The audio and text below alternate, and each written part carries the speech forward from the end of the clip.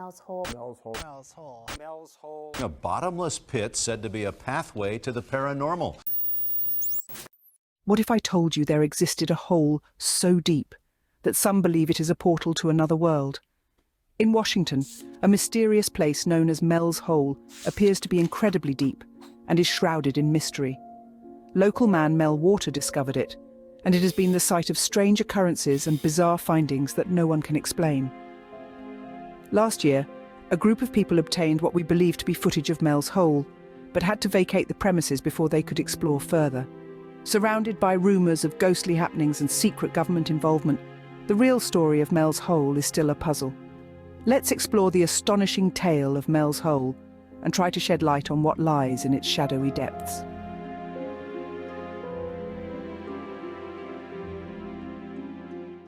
Nestled in the quiet hills of eastern Washington lies a mysterious pit known as Mel's Hole, captivating both locals and curious outsiders.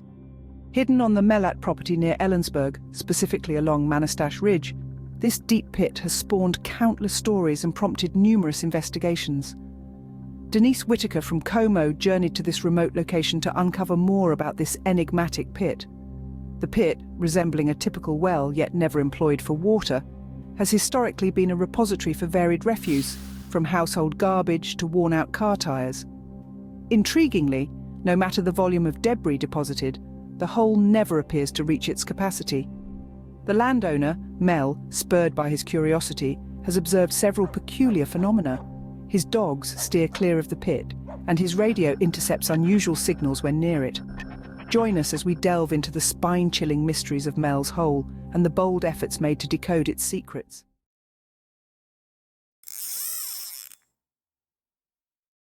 Our story begins at the end of the 20th century near Ellensburg, Washington. Mel Waters lived a relatively unnoticed life on his rural property in Washington until he encountered something extraordinary that would change his world forever. Before experimenting with the hole, Mel spent his days caring for his land and dogs. His life was simple and serene, surrounded by the sounds of nature and the peaceful isolation of living far from the bustling city. The hole had been there as long as anyone could remember, a perfectly circular opening about 9 feet in diameter. It appeared to be extremely deep, darker than the night sky. For years, people dumped things into this hole, dead animals, refrigerators, and even tires, but the void never echoed back. The hole fascinated Mel. It seemed to have no end, a mysterious chasm that swallowed anything thrown into it without any sound of it hitting the bottom. In 1997, Mel decided to try something unique. He conducted his first significant experiment, tying a roll of lifesavers to a long fishing line and lowering it into the hole, assuming that if it hit water, the lifesavers would dissolve. For 3,000 feet, the roll came out dry, but Mel was just getting started. Using a 1-pound lead weight, he tried again. 50, 100, 1,000, 10,000. After 80,000 feet, a little over 15 miles, he still hadn't reached the bottom, almost as if there wasn't one. Mel's dogs didn't want anything to do with the hole, and birds wouldn't fly near it. Mel began to wonder about the true nature of what lay on his property. Word of Mel's findings spread throughout the small community. Locals began sharing their own stories and legends about the hole. A man claimed he'd thrown a deceased dog into it and some point later, while hunting, saw the same dog running through the woods. Native American legends also suggested that the hole's location had long been considered special or sacred.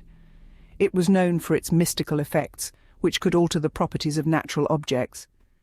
Mel talked about his experiences on the radio show Coast to Coast AM. Right after his appearance, as he was heading back to his property, people in uniforms stopped him, claiming there had been a plane crash on his land. They told him they would handle the investigation and clean up, and inform him when it was safe to return. Mel, not seeing any crash debris, questioned their story.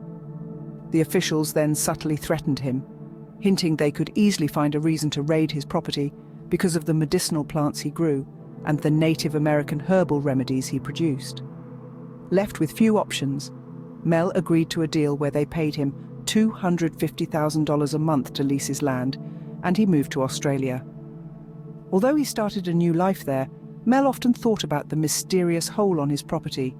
What had once been a quiet part of his life had transformed into a story filled with intrigue and secrecy, and he remained deeply curious about the true nature of the enigmatic pit he left behind.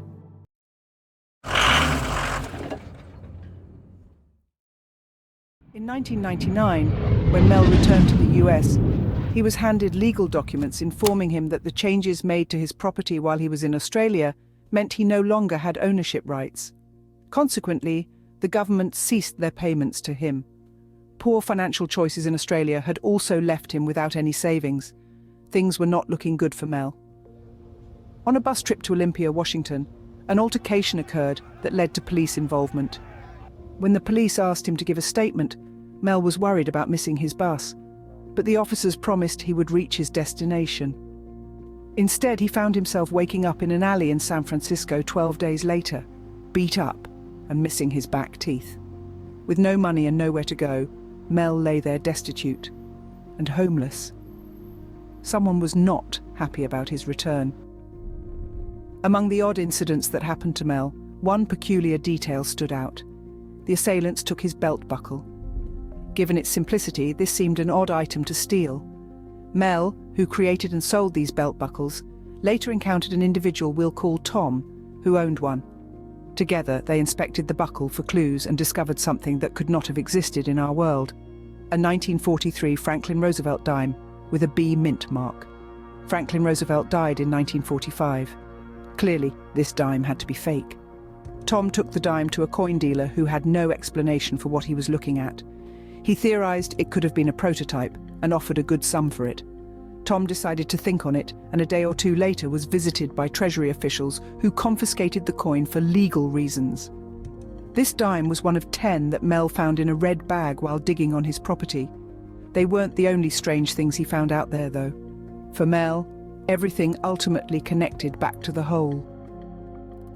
With the rising popularity of the internet around the turn of the century, he found a new way to investigate using TerraServer, a platform offering satellite imagery.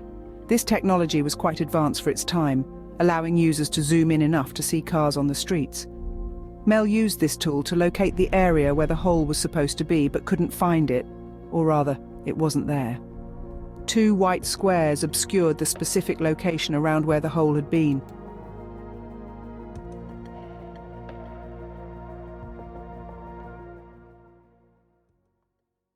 Throughout this video, we've described strange occurrences involving a hole found in rural Washington.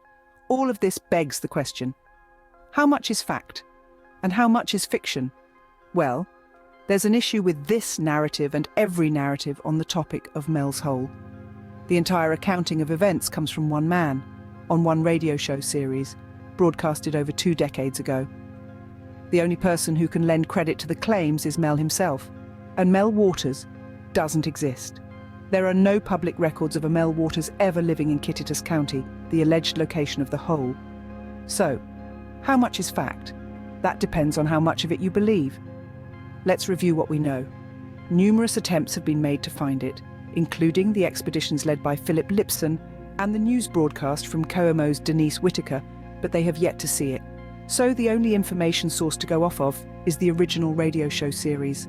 Mel claims to have lowered 80,000 feet of fishing line down the hole in the series. The fishing line test is how much weight a fishing line can hold before it snaps. The higher the weight it can take before snapping, the heavier the line. We have the 1 pound from the lead weight, which is easy to calculate, but you also have to consider the weight of the lines themselves since he used multiple. It's hard to find an average weight of fishing lines since they can vary due to many factors, but we know the line was monofilament. He bought them in 5,000-yard spools, and he used a 20-pound test. We found a decently popular brand name that would have been available then. The 2,600-yard spool weighs 1 pound. Assuming the plastic spool weighs 0.05 pounds, we get an incredibly small ratio, giving around 10.7 pounds total with the lead weight. This claim certainly checks out mathematically.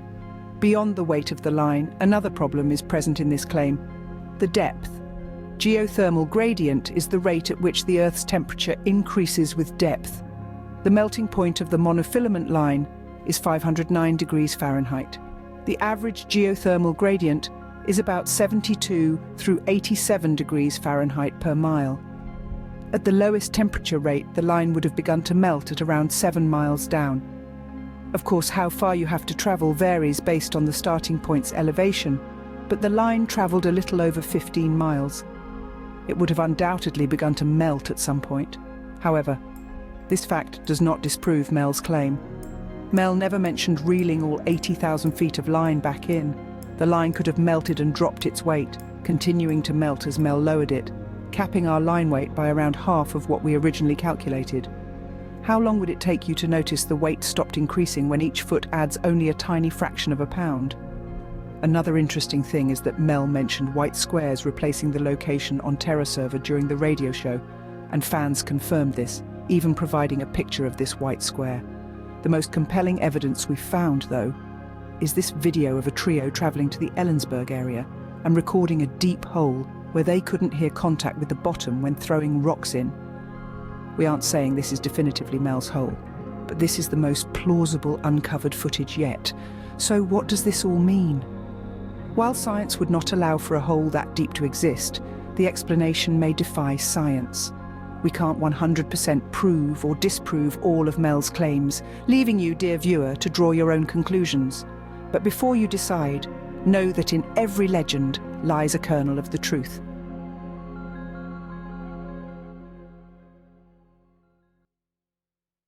Mel's story is far from over. Let us know in the comments if you want a part 2 going into more detail. Thank you so much for sticking around until the end. The description has a link to the possible recording of Mel's hole.